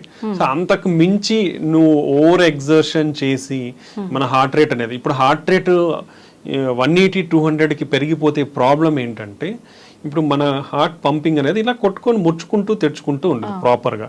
హార్ట్ రేట్ ఎక్కువైనప్పుడు నిమిషానికి 200 కొట్టుకున్నప్పుడు ఏమవుతుంది, ఇది ప్రాపర్ గా ముడుచుకోదు, ఇలా జస్ట్ ఇలా ఫ్లిక్కరింగ్ లాగా ఉంటుంది, పంపింగ్ అనేది తగ్గిపోతుంది. తగ్గిపోయినప్పుడు ఏమవుతుంది, బ్లడ్ ఫ్లో అనేది తగ్గిపోతుంది. అంటే మన గుండెకి రక్తం సప్లై చేసే బ్లడ్ ఫ్లో తగ్గిపోతుంది, మన బాడీకి రక్తం సప్లై చేసే బ్లడ్ ఫ్లో తగ్గుతుంది, బ్రెయిన్ కి సప్లై చేసే బ్లడ్ ఫ్లో కూడా తగ్గుతుంది. తగ్గినప్పుడు డిమాండ్ ఎక్కువ ఉంది, హార్ట్ రేట్ ఎక్కువ కొట్టుకుంటా ఉన్నప్పుడు డిమాండ్ ఎక్కువ ఉంది, బట్ మనకు రిసీవింగ్, మన గుండెకి ఎంతైతే బ్లడ్ ఫ్లో రావాలో సప్లై అనేది తగ్గిపోతుంది. సో అలా తగ్గిపోయినప్పుడు హార్ట్ అటాక్ వచ్చే ఛాన్స్ ఉంటుంది. సెకండ్ థింగ్, ఆల్రెడీ వీళ్ళకి ఏదన్నా చిన్న చిన్న ప్లాక్స్, కొలెస్ట్రాల్ అక్యుములేషన్ ఉందనుకోండి, అవి రప్చర్ అయ్యే ఛాన్స్ ఉండొచ్చు. లేదా ఒక్కొక్కసారి స్కాడ్ అంటాం, కోసుకుపోయి రక్తనాళాలు ఉంటాయి కదా, స్పాంటేనియస్ కొరనరీ ఆర్టరీ డిసెక్షన్ అంటాం, అలా ఈ కోసుకుపోయే అవకాశం ఉంటుంది. క్రాక్స్ వచ్చే అవకాశం, క్రాక్స్ వచ్చినప్పుడు బ్లడ్ ఫ్లో తగ్గిపోయే అవకాశం ఉంటుంది అనమాట. ఇలా జరిగే అవకాశం కూడా ఉండొచ్చు. నెక్స్ట్ వీళ్ళల్లో హార్ట్ రేట్ అంత విపరీతంగా ఎక్కువ ఉన్నప్పుడు అరిథ్మియాస్ అంటాం, అంటే వెంట్రికులర్ అరిథ్మియాస్, అంటే మనకు నార్మల్ గా ఒక సిస్టమ్, ఎలక్ట్రికల్ సిస్టమ్ ఆ సైకిల్లో కొట్టుకోవాలి, అలా కాకుండా వేరే చోటు నుంచి సడన్ గా యాక్టివేట్ అయ్యే ఛాన్స్ ఉండొచ్చు. అలాంటప్పుడు బ్లడ్ ఫ్లో తగ్గిపోయి సడన్ గా డెత్ అయ్యే ఛాన్స్ ఉండొచ్చు. Next electrolyte abnormalities, excessive sweating చేయడం వల్ల, ఎక్సెసివ్ ఎక్సర్సైజ్ చేయడం వల్ల ఎక్సెసివ్ స్వెట్ వచ్చి మన బాడీలో ఉండే ఎలక్ట్రోలైట్స్, పొటాషియం, సోడియం ఈ క్యాలిక్యులేషన్స్ అటు ఇటు అవ్వచ్చు, తగ్గడము పెరగడం. పెరిగినప్పుడు ఈ same thing very high heart rates కి పోయే అవకాశం ఉండి చనిపోయే అవకాశం ఉండొచ్చు. సో ఇలాంటివి చాలా ప్రాబ్లమ్స్ ఉన్నాయి, సో ఎఫెక్ట్ అయ్యే ఛాన్స్ ఉండొచ్చు. సో ఇంత ఇంటెన్సివ్ వర్కౌట్స్ చెయ్యాలి అంటే proper guided training and pre evaluation అనేది చాలా ఇంపార్టెంట్. ఆ గైడెన్స్ తో విత్ అవైలబిలిటీ ఆఫ్ ఎవ్రీథింగ్, అంటే ఎక్విప్మెంట్, మనకి ఏఈడిస్ అంటాం, ఆటోమేటిక్ ఎక్స్టర్నల్ డిఫిబ్రిలేటర్, ఇలాంటివి మనకు ఎక్స్టెన్సివ్ వర్కౌట్ చేసే చోట ఉంటే, ఒకవేళ మనకి ఎవరైనా అట్లా కొలాప్స్ అయినప్పుడు ఆ ఏఈడిని మనం అటాచ్ చేస్తే it will detect any abnormality and give shocks also. So ఇలాంటివి కంపల్సరీగా పెట్టుకుంటే మంచిది. సో ఇలాంటి కారణాల వల్ల జరిగే అవకాశం ఉండొచ్చు ఎక్సెసివ్ ఎక్సర్సైజ్ చేసే వల్ల. డెఫినెట్లీ గైడెడ్ ప్రోగ్రామ్స్ చేయాలి, ప్లస్ ప్రీ ఎవాల్యుయేషన్ చెక్ చేయించుకోవాలి. కొందరిలో కంజెనిటల్ అబ్నార్మాలిటీస్ ఉంటాయి అన్నమాట, long QT syndrome, short QT syndrome, ఈ ఎలక్ట్రికల్ కండక్షన్ లో, అలాంటి వాళ్ళల్లో అన్రికగ్నైజ్డ్ ఉన్నప్పుడు ఇలా సడన్ గా జరిగే అవకాశం ఉండొచ్చు. So different reasons, heavy exercise చేసే వాళ్ళల్లో హార్ట్ అటాక్స్ రావడం అనేది, సో అది కేర్ఫుల్ గైడెడ్ ట్రీట్మెంట్స్ తీసుకుంటే మంచిది. ఓకే, జనరల్గా ఇది డిస్కస్ చేస్తూ ఉంటారు, ఎక్కువగా పరిగెత్తినప్పుడు, ఎక్కువ వర్కౌట్స్ చేసినప్పుడు, ఏదైనా మనం హెవీగా అలాంటి పనులు చేసినప్పుడు వెంటనే వాటర్ తాగకూడదు, తాగితే గుండె నొప్పి వచ్చే అవకాశం ఉంటుంది అని చెప్పి అంటుంటారు పెద్దవాళ్ళు. నిజంగా అది నిజమా సార్? అలా ఏం లేదండి. సో అదే అంటే ఇప్పుడు మనకి ఏదైతే ఏంటంటే ఇప్పుడు ఇమీడియట్ గా చేస్తాం ఎక్సర్సైజ్ చేసినప్పుడు ఒక రికవరీ ఫేజ్ అనేది ఉంటుంది బాడీకి, అంటే మనకి ఆ వేరియేషన్ అనేది ఇంపార్టెంట్. సో ఎక్సర్సైజ్ చేసినప్పుడు we need to take some rest. మీరు ఆపినప్పుడు స్లోగా మన ఎక్సర్సైజ్ చేసినప్పుడు మన బీపీ కానివ్వండి, హార్ట్ రేట్ కానీ పెరిగిపోతాయి. పెరిగిపోయినది మనం ఎక్సర్సైజ్ స్టాప్ చేసినాక it has to come to normal. అవును, if you give some 5 minutes of time usually they will come to normal. Okay. Then you can take not a problem. అలా తాగకూడదు అనేది అయితే ఏం లేదు. ఓకే సార్, బ్రెయిన్ స్ట్రోక్ కి heart attack కి సంబంధం ఉందా? ఇది వచ్చిన వాళ్ళకి అది వచ్చే అవకాశం, అది వచ్చిన వాళ్ళకి ఇది వచ్చే డెఫినెట్లీ అవకాశం ఉందా? ఉంటుంది. ఎందుకంటే ఈ రెండు కూడా అఫెక్ట్ అయ్యేది రక్తనాళాలలో కొవ్వు పేరుకుపోయి బ్లడ్ ఫ్లో అనేది తగ్గడం వల్ల వస్తాయి. ఇప్పుడు బ్రెయిన్ స్ట్రోక్ అనేది కూడా అట్లా అదే వస్తుంది. బ్రెయిన్ స్ట్రోక్ లో కూడా 2 రకాలు ఉంటాయి. ఇస్కీమిక్ స్ట్రోక్ అంటాం, హెమరేజిక్ స్ట్రోక్ అంటాం. ఇస్కీమిక్ స్ట్రోక్ అంటే మన బ్లడ్ ఫ్లో తగ్గిపోయి వచ్చేదాన్ని ఇస్కీమిక్ స్ట్రోక్ అంటాం. ఓకే. అదే హెమరేజిక్ స్ట్రోక్ అంటే మన బ్లడ్ వజలు చిట్లిపోయి రక్తం బయటకు వచ్చి బ్రెయిన్ లో అక్యుములేట్ అయ్యి దాని ద్వారా వచ్చేదాన్ని హెమరేజిక్ స్ట్రోక్ అంటాం. Okay. Okay, but most common వచ్చేసి ఇస్కీమిక్ స్ట్రోక్. ఓకే, సో ఈ రెండు కూడా అథెరోస్క్లెరోటిక్ వాస్కులర్ డిసీజ్ అంటాం. ఇవన్నీ అంటే అథెరోస్క్లెరోసిస్ అంటే మన బ్లడ్ రక్తనాళాలలో కొవ్వు పేరుకపోయి వచ్చే జబ్బుల్ని అథెరోస్క్లెరోటిక్ వాస్కులర్ డిసీజెస్ అంటాం. సో హార్ట్ అటాక్ వచ్చిన వాళ్ళకి బ్రెయిన్ స్ట్రోక్ రిస్క్ ఉంటుంది, బ్రెయిన్ స్ట్రోక్ వచ్చిన వాళ్ళకి హార్ట్ అటాక్ రిస్క్ ఉంటుంది. సో కాబట్టి ఏది వచ్చినా వీళ్ళకి డెఫినెట్ గా ఒక కొలెస్ట్రాల్ లోయరింగ్ ఏజెంట్, ఒక బ్లడ్ థిన్ అనేది లైఫ్ లాంగ్ వాడాల్సిన అవసరం ఉంది. ఒకసారి బ్రెయిన్ స్ట్రోక్ వచ్చిన వాళ్ళకి మళ్ళీ బ్రెయిన్ స్ట్రోక్ వచ్చే అవకాశం కూడా చాలా ఎక్కువ ఉంటుంది. ఒకసారి హార్ట్ అటాక్ వచ్చి ట్రీట్మెంట్ తీసుకున్నాక కూడా మన లైఫ్ స్టైల్ని కానివ్వండి, మెడిసిన్స్ని కానీ సరిగా వాడకపోతే రిపీటెడ్గా వచ్చే అవకాశం కూడా ఉంటుంది. సో ఇవన్నీ ఇంటర్లింక్డ్. ఒకటి ఉంటే ఇంకోటి, దాని నుంచి ఇంకోటి, ఎన్ని ఇంటర్లింక్డ్. అంటే నువ్వు ట్రీట్మెంట్ సరిగా వాడాలి, లైఫ్ స్టైల్ సరిగా పెట్టుకోవాలి, బీపీ, కొలెస్ట్రాల్, షుగర్ స్ట్రిక్ట్ కంట్రోల్లో పెట్టుకోవాలి, ఎక్సర్సైజ్ బాగా చేయాలి. అంటే అన్ని చేయాలా. నేను ఎక్సర్సైజ్ చేస్తాను, ఓన్లీ లైఫ్ స్టైల్ చేస్తాను, మందులు వాడినంటే వస్తుంది, మందులు వాడతాను, లైఫ్ స్టైల్ నేను ఫాలో అవ్వను అంటే కూడా వస్తాయి. సో ఇవన్నీ interlinked. So every component in health is important. మనం చేసే ప్రతి ఒక్కటి ఇంపార్టెంట్. మందులు వాడాలి, రెగ్యులర్ గా టెస్ట్లు చేసుకొని చూసుకోవాలి, హెల్తీ ఫుడ్ హ్యాబిట్స్ చూసుకోవాలి, దాని రెగ్యులర్ గా ఎక్సర్సైజ్ చేయాలి, బ్యాడ్ హ్యాబిట్స్ కి దూరంగా ఉండాలి. ఇవన్నీ ఉంటే మన ఛాన్సెస్ ఒకసారి ఎఫెక్ట్ అయిన తర్వాత మళ్ళీ రాకుండా ఉంటుంది. అంటే మేము చాలా మందిని చూస్తూ ఉంటాం, షుగర్స్, కొలెస్ట్రాల్ బాగా స్ట్రిక్ట్ కంట్రోల్లో పెట్టుకుంటారు. వాళ్ళందరికీ కూడా 20 years నుంచి షుగర్ ఉంటుంది, బట్ వాళ్ళ ఏమి ఎఫెక్ట్ అయి ఉండరు. అంటే స్ట్రిక్ట్ కంట్రోల్ మనకున్న, ఒకవేళ ప్రాబ్లం వచ్చినా కూడా దాని ఈ విధానాల ద్వారా అన్ని కంట్రోల్లో పెట్టుకుంటే మనం ఎఫెక్ట్ కాకుండా ఉంటాం అన్నమాట. ఓకే సార్, ఎక్కువగా హార్ట్ అనగానే హార్ట్ అటాక్ ఇది ఒక్కటే అందరికి తెలుసు. ఇంకా ఏమైనా హార్ట్ కు సంబంధించి జబ్బులు ఉన్నాయి, హార్ట్ రిలేటెడ్ చాలా జబ్బులు ఉన్నాయి. అంటే మన హార్ట్ లో చాలా కాంపోనెంట్స్ ఉన్నాయి. హార్ట్ అంటే గుండె రక్తనాళాలు ఒకటే కాదు, మెయిన్ వచ్చేసి మజిల్. అంటే గుండె అంటే మజిల్. ఆ మజిల్స్ 4 గదులుగా డివైడ్ అయినాయి. రైట్ సైడ్, లెఫ్ట్ సైడ్, పైన కింద. పైన ఉన్న దాన్ని ఏట్రియం అంటాం, కింద ఉన్న దాన్ని వెంట్రికల్ అంటాం. ఈ 2 గదుల మధ్యలో డోర్స్ లాగా వాల్స్ ఉంటాయి. దెన్ కింద గదుల నుంచి మన బాడీకి సప్లై అవ్వాలి బ్లడ్ అనేది. లెఫ్ట్ సైడ్ కింద గది నుంచి అయోటా అనే మేజర్ వెజల్ వచ్చి మన బాడీకి బ్లడ్ సప్లై చేస్తారు. ఆ రెండింటి మధ్యన కూడా ఒక వాల్వ్ ఉంటుంది. నెక్స్ట్ రైట్ సైడ్ కింద గది నుంచి మన ఊపిరితిత్తులకి లంగ్స్ సప్లై ఉంటుంది. సో అక్కడి నుంచి ఆ పైప్ కి వాల్వ్ ఉంటుంది. సో టోటల్ గా 4 వాల్వ్స్ ఉంటాయి, 4 గదులు ఉంటాయి. ఇది సో ఈ వాల్వ్ ప్రాబ్లమ్స్ ఏంటంటే, ఈ వాల్వ్ సరిగా మూసుకుపోయినా ప్రాబ్లమే, ఎక్కువగా మూసుకుపోయినా, అంటే సరిగా మూసుకుపోయినప్పుడు ఏమవుతుందంటే లీక్ అవుతుంది బ్లడ్ అనేది, ముందరికి పోయి వెనక్కి వస్తుంది. అలానే సరిగా ఓపెన్ కాకుండా మూసుకొని పోయి ఉంటే ఫార్వర్డ్ ముందరికి బ్లడ్ అనేది సరిగా పోదు. సో ఈ 4 వాల్వ్స్ లో వచ్చే అవకాశం ఉండొచ్చు. కొన్ని కంజెనిటల్ గా పుట్టుకతో కూడా వస్తాయి, కొన్ని ఏజ్ రిలేటెడ్ వస్తాయి, కొన్ని ఇన్ఫెక్షన్స్ ద్వారా వస్తాయి. సో పలు కారణాలు ఉంటాయి విరానికి. దెన్ మజిల్ అనేది కూడా ఏంటంటే రీజనల్ థిక్గా ఉండాలి. అది మనము కొందరిలో ఫెయిల్యూర్ అవుతుంది. ఫెయిల్యూర్ అయినప్పుడు ఏమవుతుందంటే సన్నబడిపోతుంది. సన్నబడిపోయినప్పుడు వచ్చేదాన్ని డైలేటెడ్ కార్డియోమైపతి అంటాము. లేదా కొందరిలో జెనెటిక్ అబ్నార్మాలిటీ ఉండి, లేదా బీపీ ఉన్న వాళ్ళు, కిడ్నీ ప్రాబ్లమ్స్ ఉన్న వాళ్ళలో మందం ఎక్కువగా ఉండే అవకాశం.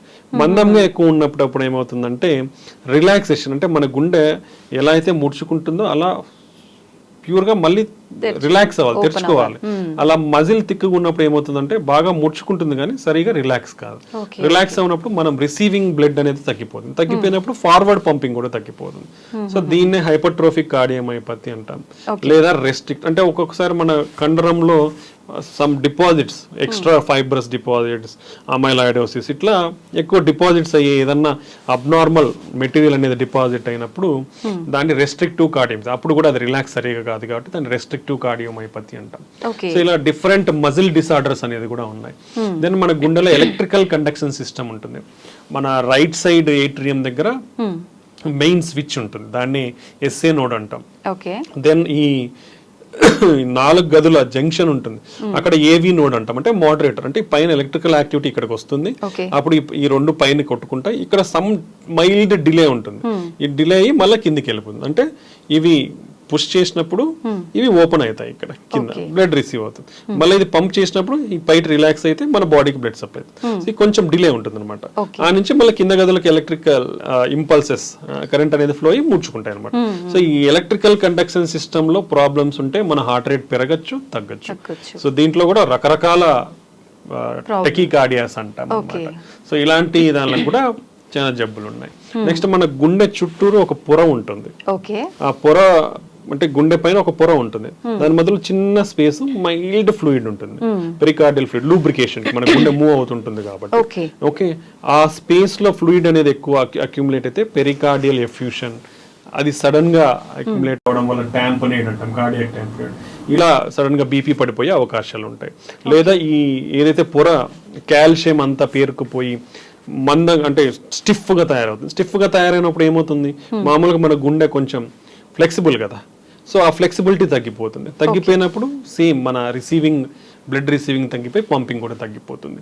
సో ఇలా మన గుండెలో చాలా రకాల. Next congenital heart problems, heart holes ఉంటాయి, కొన్ని కరెక్ట్ పొజిషన్ లో ఉండవు, పుట్టుకతో ఇటుపక్క ఉండాల్సింది ఇటుపక్క, ఇక్కడ కనెక్షన్ ఉండాల్సింది ఇటు కనెక్షన్, సో ఇవన్నీ చాలా ఉంటాయి, కాంప్లెక్స్ కంజెనిటల్ హార్ట్ డిసీజెస్ అంటాం. నెక్స్ట్ మన పల్మరీ ఆర్టరీస్ ఏవైతే రైట్ సైడ్ కింద గది నుంచి ఊపిరితిత్తులకు బ్లడ్ వెజల్ సప్లై చేస్తున్నాయో దాంతో బ్లడ్ క్లాట్స్ పెరిగిపోవడం కానీ, దాంట్లో ప్రెషర్స్ పెరిగిపోవడం కానీ ఇలా వచ్చే అవకాశం ఉంటుంది. సో ఆ ప్రాబ్లమ్స్ పల్మరీ హైపర్ టెన్షన్ అంటాం. సో అవి ఒక సబ్సెట్ ఆఫ్ డిసీజెస్. నెక్స్ట్ మన కింద గది నుంచి లెఫ్ట్ సైడ్ గది నుంచి మన బాడీకి సప్లై చేసే మేజర్ బ్లడ్ వెజల్ పైప్, ఆ పైప్ లో కూడా డైలేట్ అయ్యే ఛాన్స్, అన్యూరిజమ్స్ అంటాం, లేదా కోసుకుపోయే ఛాన్స్ ఉంటుంది, అయోటిక్ డిసెక్షన్స్ అంటాం. సో ఇలా మల్టిపుల్ ప్రాబ్లమ్స్ అనేది ఉండే అవకాశం ఉంది.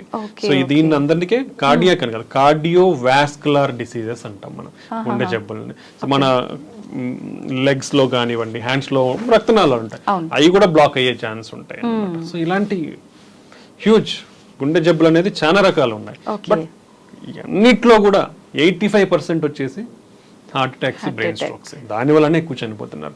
నెక్స్ట్ హార్ట్ ఫెయిల్యూర్, హార్ట్ గుండె వీక్ అవ్వడం అనమాట. సో ఇవి కామన్ కాబట్టి దాని మీద కాన్సన్ట్రేట్ చేసి పీపుల్ అనేది ఎడ్యుకేట్ అవ్వాలి, ఎడ్యుకేట్ అవి దాన్ని ఎలా నివారించాలనేది మనం తెలుసుకోవాలన్నమాట. అయితే ఇప్పుడు ఎటువంటి సందర్భాల్లో సర్జరీ అవసరం పడుతుంది, ఎటువంటి సందర్భాల్లో ట్రీట్మెంట్తో సరిపోతుంది అంటారు సార్? అంటే ఒక్కొక్క డిసీజ్కి ఒక్కొక్క ట్రీట్మెంట్ ఉంటుంది. సో బట్ మనకి ప్రతి జబ్బుకి కూడా కొన్ని గైడ్ లైన్స్ అనేది ఉంటాయి, అంటే ఈ విధంగా ఉంటే ఈ విధంగా చేయాలి, అంటే మనకి గైడ్ లైన్స్ అనేది ఒక్కొక్క జబ్బుకు ఉంటాయి. బట్ మనం ప్రాక్టికల్ గా చూస్తే ఒక మనిషిలో ఒక జబ్బే ఉండదు, 2-3 ఉంటాయి. సో నువ్వు ఆ 2-3ని డీల్ చేసేటప్పుడు ఇట్స్ కాల్డ్ ఇండివిడ్యువలైజ్డ్ పర్సనలైజ్డ్ ట్రీట్మెంట్. అంటే ఈ గైడ్ లైన్స్ ని ఫ్రేమ్ గా పెట్టుకొని బేసిక్ ఫ్రేమ్ గా ఏది కరెక్ట్ ట్రీట్మెంట్ అనేది మనం డిసైడ్ చేస్తాం అన్నమాట. అది important. That is called patient centric approach అంటాం. అంటే పేషెంట్ కి ఏం ప్రాబ్లం ఉంది, ఎటువంటి ప్రాబ్లమ్స్ ఉన్నాయి అవి చూసుకొని, అంటే గుండెది ఒకటే కాదు, వాళ్ళ కిడ్నీ ప్రాబ్లమ్స్ ఉంటాయి, లంగ్ ప్రాబ్లమ్స్ ఉంటాయి, లివర్ ప్రాబ్లమ్స్ ఉంటాయి. సో ఇట్లా ఒక జబ్బుకి ఒక ప్రాబ్లం అంటే treatment is very easy, but అలా మనకు ఉండదు. ప్రజెంటేషన్ పేషెంట్స్ వచ్చినప్పుడు మల్టిపుల్ ప్రాబ్లమ్స్ ఉంటాయి వాళ్ళలో. సో అలా అన్ని ప్రాబ్లమ్స్ ని చూసి వాళ్ళకి ఏది బెస్ట్ ట్రీట్మెంట్ స్ట్రాటజీ అనేది డిసైడ్ చేయాల్సిన అవసరం ఉంటుంది.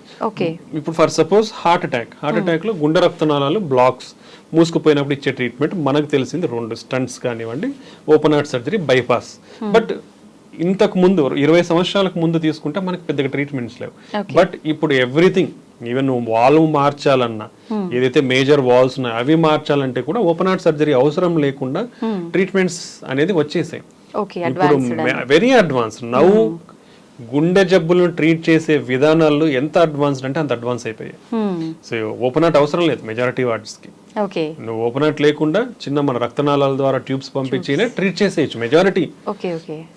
But it's somewhat costly affair mildly, because అన్ని లేటెస్ట్ టెక్నాలజీస్, లేటెస్ట్ అడ్వాన్స్మెంట్స్ కాబట్టి సమ్ ప్రైస్ ఇస్ దేర్. అది ఇంపార్టెంట్. సో నెక్స్ట్ అది హార్ట్ అటాక్స్ తీసుకుంటే, రెండోది heart valves problems valves problems కూడా ఇంతకు ముందు ఓన్లీ ఓపెన్ హార్ట్ చేసి వాల్స్ రిప్లేస్ చేసేవాళ్ళు. అంటే ఇవన్నీ కూడా ఏంటంటే ఈ పేషెంట్ ఏజ్ ఎంత, సివియారిటీ ఎంత, వాళ్ళకి అదర్ ప్రాబ్లమ్స్ ఏమున్నాయి, ఓకే, ఇవన్నీ తీసుకొని మనం డెసిషన్ మేకింగ్ ఉంటుంది. సో వీళ్ళల్లో ఓపెన్ హార్ట్ సర్జరీ బెస్టా, లేదంటే అది అవసరం లేకుండానే ట్రీట్ చేయొచ్చా, లేదా మందులతోనే ట్రీట్ చేయొచ్చా అనేది మనం డెసిషన్ సివియారిటీని బట్టి, ఏజ్ని బట్టి మనం డెసిషన్ మేకింగ్ అనేది ఉంటుంది. నెక్స్ట్ ఇప్పుడు ఎలక్ట్రికల్ కండక్షన్ సిస్టమ్ ప్రాబ్లమ్స్ ఉంటాయి, దానికి డెఫినెటివ్ ట్రీట్మెంట్స్. హార్ట్ రేట్ పడిపోయింది అంటే పేస్ మేకర్ వేయించుకోవాలి. హార్ట్ రేట్ లెస్ దెన్ 40 కంటే ఉంది, పేస్ మేకర్ వేయించుకోవాలి. నెక్స్ట్ వచ్చేసి మన హార్ట్ రేట్ అనేది ఫ్రీక్వెంట్ గా ఎక్కువ కొట్టుకుంటా ఉంది, దానికి డిఫరెంట్ ట్రీట్మెంట్స్. ఒకటి ఏంటంటే ఐసిడి, పేస్ మేకర్ లాంటిది ఇంట్రాకార్డియాక్ డిఫిబ్రిలేటర్ అంటాం. సో అలాంటిది విపరీతంగా హార్ట్ రేట్ అనేది ఎక్కువ కొట్టుకుంటా ఉంటే మనం అది సజెస్ట్ చేస్తాం. లేదా వాళ్ళకి ఇప్పుడు ఎలక్ట్రోఫిజియలాజికల్ స్టడీస్ అంటాం, అంటే అది ఎక్కడి నుంచి వస్తుంది, దాంట్లో డిఫరెంట్ మెకానిజమ్స్ వల్ల వస్తాయి. హార్ట్ రేట్ ఎక్కువ కొట్టుకోవడం అనేది ఎక్కడి నుంచి వస్తుంది అనేది మనం ఐడెంటిఫై చేసి ఆ సర్క్యూట్ ఏదైతే ఉంటుందో దాన్ని చిన్న మనం థెరపీ ద్వారా ట్రీట్ చేస్తే ఆ సర్క్యూట్ వెళ్ళిపోతుంది. వెళ్ళిపోయినప్పుడు అది తగ్గే అవకాశం ఉంటుంది. దాన్ని రేడియో ఫ్రీక్వెన్సీ అబ్లేషన్ అంటాం.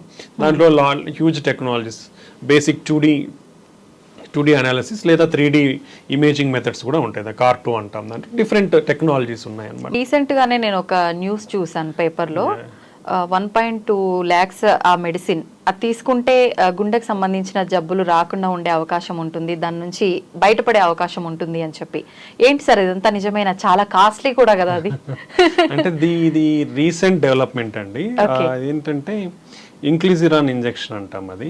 సో బేసికలీ మనకు ఆల్రెడీ దీనికంటే ముందే PCSK9 ఇన్హిబిటర్స్ అని ఉన్నాయి.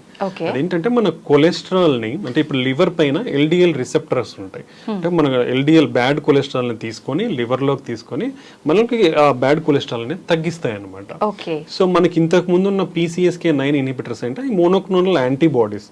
ఆ యాంటీబాడీస్ ఇచ్చినప్పుడు బాడీలో అవి PCSK9 కి అటాచ్ అయిపోయి, సో ఆ ఎఫెక్ట్ అంటే ఆ PCSK9 ఎంజైమ్ ఏదంతా ఆ ఎఫెక్ట్ LDL రిసెప్టర్స్ మీద లేకుండా ప్రభావితం చూపేది. దాని ద్వారా LDL రిసెప్టర్స్ అనేది లివర్ పైన అబండెంట్ గా ఉండి LDL బ్యాడ్ కొలెస్ట్రాల్ అనేది లివర్ లోకి తీసుకొని డిస్పోజ్ చేయడం వల్ల కంట్రోల్ చేసేది. అది ఒక మెకానిజం. ఇప్పుడు ఈ ఇన్క్లిజిరాన్ ఏంటంటే ఈ ఇన్క్లిజర్ అనేది జీన్ లెవెల్లో మనకి, అంటే RNA సైలెన్సింగ్ RNA జీన్ లెవెల్లో పనిచేస్తుంది అనమాట. అదేమవుతుందంటే అది ఇవ్వడం వల్ల జీన్ లెవెల్లో టోటల్ గా ఈ PCSK9 ఏదైతే ఉందో దాని ప్రొడక్షన్ నే కంప్లీట్ గా తగ్గించేస్తుంది. అప్పుడు ఇది వచ్చి దీనికి LDL రిసెప్టర్స్ అనేది అటాచ్ కాదు కదా. అటాచ్ కానప్పుడు అబడెంట్ రిసెప్టర్స్ అనేది లివర్ పైన ఉండి ఈ LDL బ్యాడ్ కొలెస్ట్రాల్ తీసుకొని తగ్గించిస్తుంది అనమాట లివర్. సో ఇది ఈ రెండింటికి ఇంత ముందు ఉన్న కాంపౌండ్ అంటే మోనోక్లోనల్ యాంటీబాడీస్. అంటే PCSK9 ప్రొడ్యూస్ అవుతుంది, బట్ దాని యాక్షన్ ని ప్రివెంట్ చేసేది యాంటీబాడీస్. ఇప్పుడు ఈ కొత్తగా వచ్చిన ఇంజెక్షన్ ఏంటంటే ఆ ప్రొడక్షన్ నే తగ్గించేస్తుంది అనమాట. అది బెనిఫిషియల్. ఇది ఎక్కడ మేజర్ బెనిఫిషియల్ అంటే ఇంతకు ముందు అది అట్లీస్ట్ 2 వారాలకు ఒక ఇంజెక్షన్ తీసుకోవాలా PCSK9 ఇన్హిబిటర్స్ అనేది. ఇది only they are recommending yearly 2 injections. Initial first year లో అయితే 0, 3, 12. అంటే ఫస్ట్ ఇంజెక్షన్ 0 ఫస్ట్ తీసుకున్న తర్వాత 3 నెలలకు ఒకటి తీసుకొని మళ్ళీ సంవత్సరానికి ఒకటి. ఫస్ట్ సంవత్సరంలోనే 3 ఇంజెక్షన్లు అవుతుంది, కానీ ఆ తర్వాత ఎవ్రీ ఇయర్ 2 ఇంజెక్షన్స్ తీసుకుంటే మన కొలెస్ట్రాల్ లెవెల్స్ అనేది కంట్రోల్లో ఉంటాయి, కాబట్టి హార్ట్ అటాక్స్ అనేది తగ్గుతాయి అనేది మనకి వచ్చింది.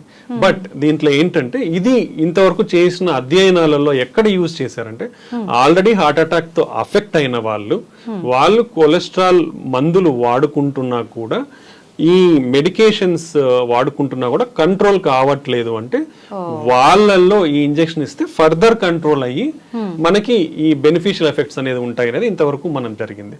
సో ఈ ఇంజెక్షన్ కూడా ఏంటంటే ఆల్మోస్ట్ 56% ఆఫ్ LDL కొలెస్ట్రాల్ ని తగ్గిస్తుంది అనమాట. ఇది మనకున్న ఇంతవరకున్న అధ్యయనాలతో ఇది. సో ఇంతకుముందు మనం మెడికేషన్స్ టాబ్లెట్స్ అయితే రోజు వేసుకోవాలా, చిన్నపాటి సైడ్ ఎఫెక్ట్స్, కండరాల నొప్పులు, ఇలా మైల్డ్ లివర్ ప్రాబ్లమ్స్ కొందరిలో వచ్చే అవకాశం ఉంటుంది. బట్ దాని కాస్ట్ తీసుకుంటే తక్కువ ఉంటుంది, బట్ డైలీ తీసుకోవాలి, ఆ డిస్కంఫర్ట్ అనేది ఉంటుంది. ఆ నెక్స్ట్ లెవెల్లో వచ్చింది ఏంటంటే నెలకు 2 ఇంజక్షన్లు తీసుకునేది వచ్చింది. ఆ దాని కాస్ట్ కూడా ఎక్కువే ఉండేది. అది almost per year it will go up to 4 lakhs వరకు అయ్యేది. ఇప్పుడు ఈ ఇంజెక్షన్ లో మేజర్ అడ్వాంటేజ్ ఏంటంటే నంబర్ ఆఫ్ డోసెస్ అనేది తగ్గిపోయి సంవత్సరానికి 2. సో అది అడ్వాంటేజ్. సో మనకి ఆ సైడ్ ఎఫెక్ట్స్ కానివ్వండి, రోజు తీసుకోవాల్సిన అవసరం కానీ లేకుండా మన కొలెస్ట్రాల్ ని తగ్గించుకునే విధానం అనమాట. ఇది ఒక కొలెస్ట్రాల్ ని తగ్గించుకునే విధానం ఒకటే. ఓకే, సో ఇది రీచ్ లో దీని వల్ల సైడ్ ఎఫెక్ట్స్ ఏమి ఉండవంటారా సార్? చిన్నపాటి సైడ్ ఎఫెక్ట్స్ అంటే మనం సబ్క్యూటేనియస్ ఇస్తాం కాబట్టి లోకల్ సైట్ రియాక్షన్స్ అనేది తప్ప మేజర్ ఏం లేదు. సో ఇది మనము ఎవరిలో ఇస్తామనేది మనం తెలుసుకోవాల్సిన విషయం. రెండోది ఏంటంటే మనకున్న కొలెస్ట్రాల్ లోయరింగ్ ఏజెంట్స్ ఏవైతే ఉన్నాయో కూడా అవి కూడా almost high dose statins plus other ezetimibe ఇట్లాంటి కొన్ని డ్రగ్స్ ఉన్నాయి. దానితో కూడా 50-60% కొలెస్ట్రాల్ తగ్గుతుంది. ఈ but only advantage is డోజింగ్. Only 2 injection 2 times in a year me cholesterol ని కంట్రోల్ పెట్టుకోవచ్చు, రోజు వాడాల్సిన అవసరం లేదు. సో ఇది ఒకటే దాని అడ్వాంటేజ్. ఇది ఇంకా ముందు డ్రగ్స్ తో పోలిస్తే ఎంత ఎక్కువ తగ్గిస్తుంది అనేది ఇంకా మనకు అధ్యయనాల్లో జరగాలి. ప్లస్ ఎవరు ఆల్రెడీ హార్ట్ అటాక్ తో కానీ కాకుండా ఇలా అఫెక్ట్ కాని వాళ్ళల్లో ఇస్తే ఎంత తగ్గుతుంది, ఎంత రిస్క్ వీళ్ళకి రాకుండా ఉంటుంది అనేది ఇంకా మనకు స్టడీస్ అనేది రావాలి. ఎనీవే ఇట్ ఈస్ దాని ఎఫెక్ట్ అయితే కొలెస్ట్రాల్ లోయరింగ్ కాబట్టి ఈవెన్ అఫెక్ట్ కాని వాళ్ళు కూడా ఎవరికైనా కొలెస్ట్రాల్ లెవెల్స్ ఎక్కువ ఉంటే ఆల్మోస్ట్ వాళ్ళకున్న కొలెస్ట్రాల్ లెవెల్స్ 50% వరకు తగ్గే అవకాశం అయితే ఉంటుంది. ఓకే సార్, మనం ఎన్ని రకాల రీజన్స్ ఉన్న హార్ట్ అటాక్ రావడానికి ముఖ్యంగా కొలెస్ట్రాల్ అని చెప్పి ఎక్కువగా మాట్లాడుకుంటున్నాం. నిజంగా అసలు ఎంత ఉండాలి కొలెస్ట్రాల్ లెవెల్స్ అనేది? టోటల్ కొలెస్ట్రాల్ అనేది లెస్ దెన్ 200 ఉండాలి. ఎల్డిఎల్ కొలెస్ట్రాల్ అనేది మన రిస్క్ చేస్తాం అంటే ప్రతి ఒక్క మోర్ దెన్ 40 ఇయర్స్ పైన ఉన్న వాళ్ళకి మనకి రిస్క్ స్కోరింగ్ సిస్టమ్స్ అనేది atherosclerotic atherosclerotic disease scoring system ASCVD vascular disease risk scoring systems. అది కొన్ని పారామీటర్స్ మన బీపీ లెవెల్స్ ఎంత ఉన్నాయి, కొలెస్ట్రాల్ లెవెల్స్ ఎంత ఉన్నాయి, మనకు షుగర్ ఉందా లేదా అనేది కొన్ని కన్సిడర్ చేసుకొని రిస్క్ స్కోరింగ్ ఉంటుంది. లో, intermediate, high, very high risk అన్నట్లు ఉంటుంది అనమాట. సో ఈ రిస్క్ స్కోర్ ని బట్టి మనం లెవెల్స్ అనేది కంట్రోల్లో పెట్టుకోవాలని చూస్తారు. యూజువల్ గా LDL కొలెస్ట్రాల్ అనేది లెస్ దెన్ 100 ఉండాలి. లెస్ దెన్ 100 ఉంటే మనం తక్కువ రిస్క్ లో ఉన్నట్టు. దానికంటే తక్కువ ఉంటే ఇంకొంచెం బెనిఫిట్స్ ఉంటాయి అనేది ఉంది. అంటే ఎంత తక్కువ ఉంటే అంత బెనిఫిట్ అనేది ఇంపార్టెంట్. సో ఇలా మనం కొలెస్ట్రాల్ లెవెల్స్ ని total cholesterol, LDL cholesterol, HDL cholesterol అనేది మోర్ దాన్ 50 to 60 ఉండాలి. ఓకే, దెన్ ట్రైగ్లిజరైడ్స్ అనేది లెస్ దాన్ 150 ఉండాలి. దెన్ ఇవి కాకుండా మనకి నాన్ HDL కొలెస్ట్రాల్ అంటే HDL అంటే గుడ్ కొలెస్ట్రాల్, అది కాకుండా మిగతా మొత్తం కొలెస్ట్రాల్ ని నాన్ HDL కొలెస్ట్రాల్ అంటాం. సో ఆ నాన్ HDL కొలెస్ట్రాల్ కూడా లెస్ దెన్ 100 ఉండాలి. ఓకే, అంటే ఇది మనం ఆడవారిలో అయినా మగవారిలో అయినా ఏజ్ వాళ్ళలో అయినా ఇంతే నెంబర్ ఉండాలా సార్? అందరిలో. ఓకే, దెన్ మనకి ఈ కొలెస్ట్రాల్ కాకుండా అదర్ కాంపోనెంట్స్ కూడా మనం కన్సిడర్ చేయాలి అనేది కొత్త గైడ్ లైన్స్ సూచిస్తున్నాయి. పర్టికులర్లీ ఇన్ఫ్లమేషన్ అంటాం, ఈ అంటే చెడు కణాలు రియాక్షన్ అంతా కూడా మనం ఇన్ఫ్లమేషన్ అంటాం. అది హై సెన్సిటివ్ CRP అంటాం, అది లెస్ దెన్ 2 nanograms/deciliter ఉండాలి. దెన్ అపోలైపోప్రోటీన్ B అంటాం, దెన్ అనదర్ అపోలైపోప్రోటీన్ B కూడా లెస్ దెన్ 100 ఉండాలి. Next you're having one lipoprotein A అనేది లెస్ దాన్ 50 ఉండాలి. సో ఇలా ఈ కొలెస్ట్రాల్ కాకుండా ఈ మిగతా పారామీటర్స్ కూడా మనం మానిటర్ చేయాల్సిన అవసరం ఉందన్నమాట. సో ఇవి నార్మల్ వాల్యూస్ ఎట్లా ఉండాలి, అబ్నార్మల్ వాల్యూస్ ఇప్పుడు almost total cholesterol more than 240 ఉంటే ట్రీట్ చేయాలి. ట్రైగ్లిజరైడ్స్ మోర్ దెన్ 200 ఉంటే ట్రీట్ చేయాలి. LDL కొలెస్ట్రాల్ మోర్ దెన్ 190 ఉంటే కంపల్సరీ. అదే లెస్ దెన్ 40 ఉన్న వాళ్ళలో మోర్ దెన్ 160 ఉంటే ట్రీట్ చేయాలి. ఓకే, ఇవి మనకున్న గైడ్ లైన్స్. సో ఇవన్నీ డిఫరెంట్ కంట్రీకి డిఫరెంట్ గైడ్ లైన్స్ ఉన్నాయి, బట్ ఆల్ గైడ్ లైన్స్ కూడా ఇవే సూచిస్తాయి అనమాట. సో డెఫినెట్లీ అందరూ కూడా at the age of 21 years cholesterol screening అనేది స్టార్ట్ చేయాలి. ఒకవేళ నార్మల్ ఉంటే ఎవ్రీ 5 years కి చేయించుకోవచ్చు. అబ్నార్మల్ ఉంటే మనం దాని స్ట్రిక్ట్ లో life style initially life style measures అంటే ఇప్పుడు మైల్డ్ బార్డర్ లైన్ ఉన్నాయి అనుకోండి, లైఫ్ స్టైల్ మెజర్స్ ద్వారా లైక్ ఫుడ్, హెల్తీ ఫుడ్ తీసుకోవడం, ఆయిల్ ఫుడ్స్ తగ్గించుకోవడం, దెన్ కావాల్సినంత మాత్రమే మనం ఫుడ్ ఇంటేక్ అనేది ఉండడం, ఎనర్జీ ఎక్స్పెండిచర్ ఉండడం, బ్యాలెన్స్డ్ ఫుడ్ అనేది important. Next regular exercise, daily exercise అనేది మనం ఎనర్జీ స్పెండ్ చేయాలి. సో ఇవన్నీ చేసినప్పుడు కూడా మనం కొలెస్ట్రాల్ లెవెల్స్ ని కంట్రోల్ చేసుకునే అవకాశం ఉంటుంది. ఇది ఈ లైఫ్ స్టైల్ మెజర్స్ తో కూడా కంట్రోల్ కానప్పుడు then we have to go for drug therapy.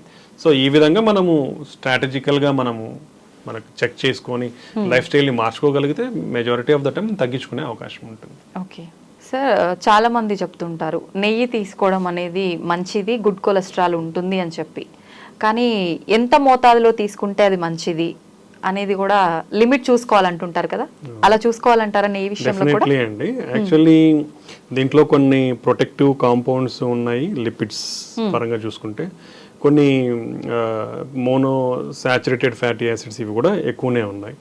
So 2 రకాలు ఉన్నాయి కాబట్టి సో మనకి రికమెండేషన్స్ ఉన్నాయి గీ వరకు.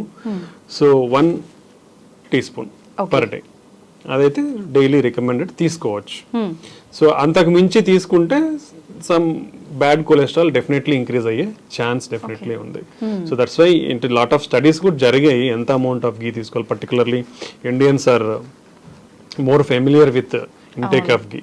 ఎక్కువగా నెయ్యి తీసుకునే అలవాటు అనేది మన సాంప్రదాయాల ఆచరణలో ఉంది కాబట్టి సో మన రిస్క్ ప్రొఫైల్కి ఎలా ఉందనేది కూడా స్టడీస్ జరిగాయి. దాంట్లో మనకు రికమెండేషన్స్ ఏంటంటే ఈ ఎవరైతే ఓన్లీ 1 teaspoon వరకు నెయ్యి ఒక రోజుకి తీసుకుంటే వాళ్ళకి హార్ట్ అటాక్స్ అనేది ఆర్ హార్ట్ ప్రాబ్లమ్స్ అనేది తక్కువగా ఉన్నాయి. అదే దానికంటే ఎక్కువగా తీసుకుంటే వాళ్ళల్లో హార్ట్ హెల్త్ ప్రాబ్లమ్స్ అనేది పెరిగే అవకాశం ఉంది. So 1 teaspoon per day is recommended. పాలు పెరుగు విషయానికి వస్తే చాలా మంది అది కూడా అంటుంటారు కొలెస్ట్రాల్ ఎక్కువగా తీసుకోవద్దు అని చెప్పి. తీసుకోవచ్చు అండి. మనకి even best diet Mediterranean diet అనే చెప్తాము హార్ట్ రిలేటెడ్గా తీసుకుంటే. దాంట్లో కూడా మనకి it is recommended dairy products అనేది తీసుకోవచ్చు అనేది. Even per day at least 1 to 2 coffee కానివ్వండి తీసుకోవచ్చు, but not more than that. అలానే మనం తీసుకుంటే butter is not advisable. Okay, but cheese అనేది at least per week 2 to 3 times అనేది కూడా రికమెండెడ్ ఉంది దాంట్లో. బట్ క్వాంటిటీ అనేది మనం లిమిటెడ్ క్వాంటిటీ అనేది ఏదైనా మినిమం టు మోడరేట్ క్వాంటిటీ ఉన్నప్పుడు ఏం కాదు. ఎనీథింగ్ ఓవర్ క్వాంటిటీ తీసుకుంటే డెఫినెట్లీ సైడ్ ఎఫెక్ట్స్ అనేది ఉంటుంది. సో మన బేసిక్ పిరమిడ్ లో కూడా ఏంటంటే పైన టిప్ ఆఫ్ ద పిరమిడ్ లో ఉంటాయి ఇవన్నీ. కాబట్టి limited amount per week limited amount of dairy products అనేది definitely daily dairy products daily అనేది 1 to 2 times తీసుకోవచ్చు. It's advisable only, but not in more quantities. ఇప్పుడు కాఫీ అయితే 1 to 2 cups per day. Butter better to be avoided. Cheese, curd ఇవన్నీ కూడా తీసుకోవచ్చు. దానివల్ల అయితే హార్మ్ఫుల్ అయితే ఏం లేదు. Okay, thank you sir, thank you very much. నిజంగా హార్ట్ అనేసరికి చాలా రకాల డౌట్స్ ఎప్పటికప్పుడు మనం మాట్లాడుకున్నా కూడా ఇంకా కొత్త కొత్త డౌట్స్ వస్తూనే ఉన్నాయి. చాలా మంది కామెంట్లో కూడా పెడుతున్నారు.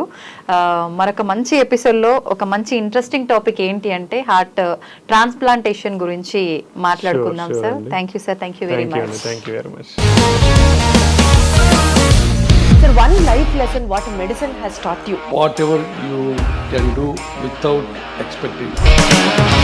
బట్ ఐ రియలీ బిలీవ్ మన పాజిటివ్ యాటిట్యూడ్ ఉంటేనే మనం ఏదైనా సాధించగలం. గట్ ని మనం కరెక్ట్ గా డీల్ చేసినట్లయితే అది మనకి పాజిటివ్ హార్మోన్స్ ని రిలీజ్ చేస్తుంది. షుగర్ వచ్చిన వాళ్ళ పరిస్థితి ఏంటి? పొట్ట దగ్గర పెరిగితే దాన్ని ఆండ్రాయిడ్ అంటారు. ఆండ్రాయిడ్ ఫోన్ కదా. అసలు థాట్స్ ఎందుకు వస్తాయి? బ్రెయిన్ డెడ్ అంటే దానికి ప్రపంచం అంతా కూడా కొన్ని నిర్దిష్టమైనటువంటి లక్షణాలు ఉన్నాయి. మానసికంగా ధైర్యంగా ఉంటే క్యాన్సర్ జయించవచ్చు. You are a doctor for a cause sir, అంతే. వాళ్ళకి వచ్చిన ఆదాయం కాకుండా ఫ్రీ సర్వీస్ ఎంతమందికో చేస్తుంది.